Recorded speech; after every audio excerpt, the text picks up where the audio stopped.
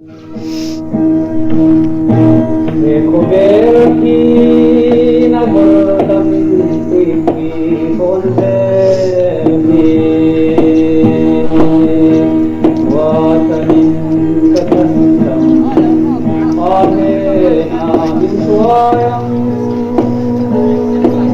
कल्पायने नरोमि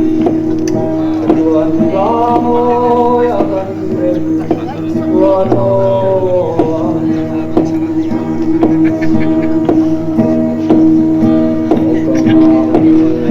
Pandam tu tiang hiropuiju